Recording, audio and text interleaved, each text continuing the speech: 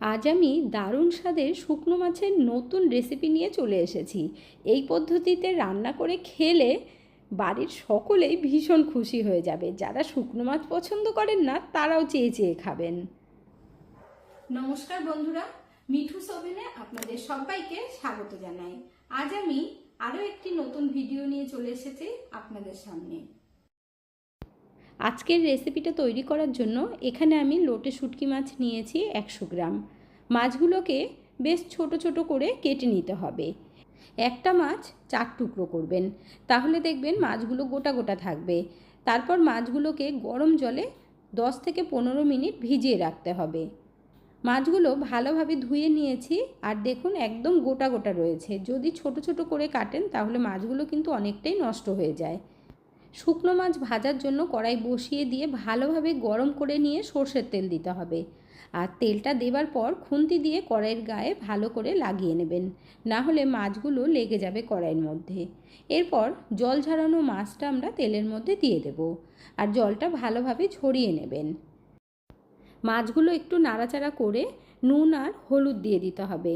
নুনটা কিন্তু আন্দাজ মতো দেবেন, অতিরিক্ত দেবেন না, তাহলে আবার ভালো লাগবে না। তারপর আমরা লাল লাল করে ভেজে নেব। বন্ধুরা, আজকের এই ভিডিওটা যদি আপনাদের ভালো লেগে থাকে তাহলে আমার চ্যানেলটিকে অবশ্যই সাবস্ক্রাইব করবেন, পাশে থাকা বেল আইকনটি দাবিয়ে দেবেন, সবার সাথে শেয়ার করবেন, আর একটা লাইক করতে ভুলবেন না কিন্তু। আপনারা দেখতেই পাচ্ছেন খুব কম তেলেই মাছগুলো ভেজে নিচ্ছি, আর একটু লাল লাল করে ভাজলে খেতে খুব ভালো লাগে, তাহলে গোটা গোটা থাকবে, ভেঙে যাবে না। এখানে দেখুন মাছ ভাজা হয়ে গেছে, এখন আমরা তুলে নেব। আপনারা অনেক রকমভাবেই বানিয়ে খেয়েছেন, তবে এই পদ্ধতিতে একবার বানিয়ে দেখবেন, যারা শুকনো মাছ পছন্দ করেন না তারাও চেয়ে চেয়ে খাবেন। এরপর কড়াইয়ের মধ্যে বেশি করে একটু তেল দিতে হবে।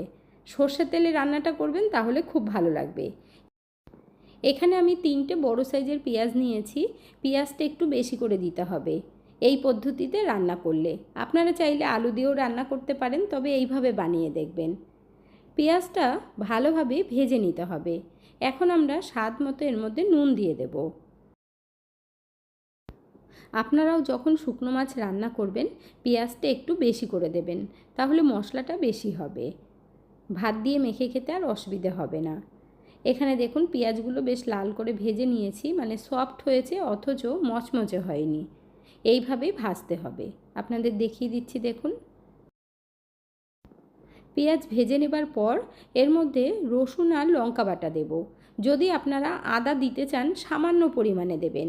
এখানে আমি একটা বড় সাইজের রসুন, মানে 15 থেকে 20 কোয়া মতো দিয়েছি, আর 15টা মতো কাঁচা লঙ্কা দিয়েছি। যেহেতু শুকনো মাছ, ঝাল ঝাল না রান্না করলে খেতে একেবারেই ভালো লাগবে না। আর এই শুকনো মাছটা আমি যেদিন বৃষ্টি হয়েছিল সেদিন রান্না করেছি। তো আপনারাও যখনই দেখবেন বৃষ্টি হবে সেই সময় রান্না করে খেয়ে দেখবেন, খুব ভালো লাগবে। অতিরিক্ত গরমে খেলে আবার শরীর খারাপ হতে পারে। অল্প একটু জল দিয়েছি মশলাটা কষানোর সময়। এরপর আমরা 1 চামচ লঙ্কার গুঁড়ো আর আন্দাজ মতো হলুদ দিয়ে দেব, আর হাফ চামচ মতো জিরের গুঁড়ো দেব। জিরের গুঁড়োটা দিলে টেস্টটা খুব সুন্দর হয়, তবে খুব বেশি কিন্তু দেওয়া যাবে না। এখন এই মশলার মধ্যে অল্প জল দিয়ে তারপর খুব ভালোভাবে কষিয়ে নেব। আর যেহেতু পেঁয়াজ এর মধ্যে বেশি দেওয়া আছে, তাই লঙ্কাটা একটু বেশি দেবেন, না হলে মিষ্টি মিষ্টি লাগবে, খেতে একেবারেই ভালো লাগবে না। মশলা এমনভাবে কষাতে হবে যাতে এর থেকে তেলটাও বেরিয়ে যায় আর পুরো মাখো মাখো হয়ে যায়। যখনই এইভাবে মশলাটা কষাবেন গ্যাসের ফ্লেমটাকে মিডিয়াম আঁচে রাখবেন, আর অল্প অল্প জল দিয়ে ভালোভাবে কষিয়ে নেবেন। তাহলে দেখবেন মশলার থেকে আর কাঁচা গন্ধও বেরোবে না, আর খেতে ভীষণ টেস্ট হবে। এখানে আপনারা দেখতেই পাচ্ছেন মশলার থেকে তেল পুরো ছেড়ে দিয়েছে। এখন একটু নাড়াচাড়া করে এর মধ্যে ভেজে রাখা শুকনো মাছগুলো দিয়ে দেব। আপনারা যদি ঝাল পছন্দ না করেন তাহলে লঙ্কার গুঁড়ো দেবেন না, বা কাঁচা লঙ্কাটা কম করে দেবেন, অল্প করে লঙ্কার গুঁড়ো দেবেন। মাছগুলো দেবার পর মশলার সাথে ভালোভাবে আবারও কষিয়ে নিতে হবে।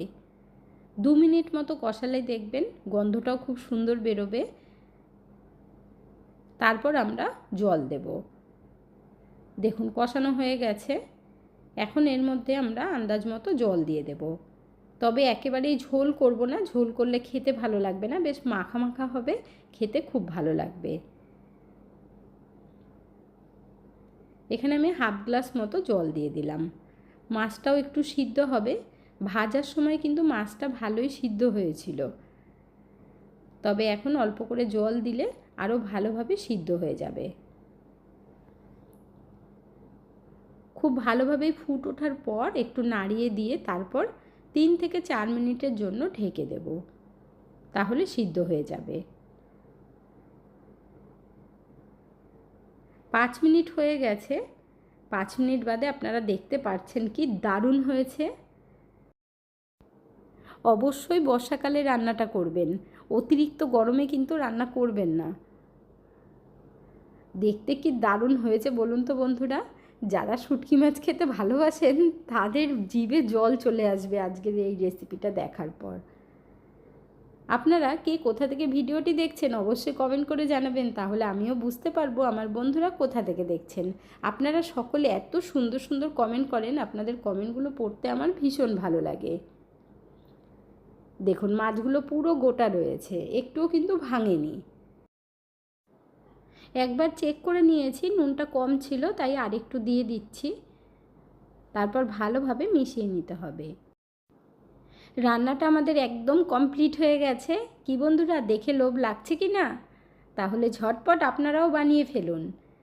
এখন আমরা গ্যাসের ফ্লেমটা বন্ধ করে দিয়ে ঢাকা দিয়ে রাখবো 5 মিনিট মতো, তারপর গরম গরম সার্ভ করে নেব। কে কে শুটকি মাছ পছন্দ করেন অবশ্যই কমেন্ট করে জানাবেন। এখন আমরা গরম গরম ভাতের সাথে সার্ভ করব, আর এই গরম ভাতের সাথে জাস্ট জমে যাবে, কিছুই লাগবে না, এই শুটকি মাছ দিয়েই খাওয়া হয়ে যাবে পুরো ভাত। আপনারা অনেকভাবেই তো বানিয়ে খেয়েছেন, তবে এই পদ্ধতিতে একবার বানিয়ে দেখবেন, একদম আলাদা রেসিপি। আজকের ভিডিওটা আপনাদের কাছে কেমন লাগলো অবশ্যই কমেন্ট করে জানাবেন। এতক্ষণ ধৈর্য ধরে ভিডিওটি দেখার জন্য অসংখ্য ধন্যবাদ। ভালো থাকবেন, সুস্থ থাকবেন, দেখা হচ্ছে পরের ভিডিওতে। Thank you.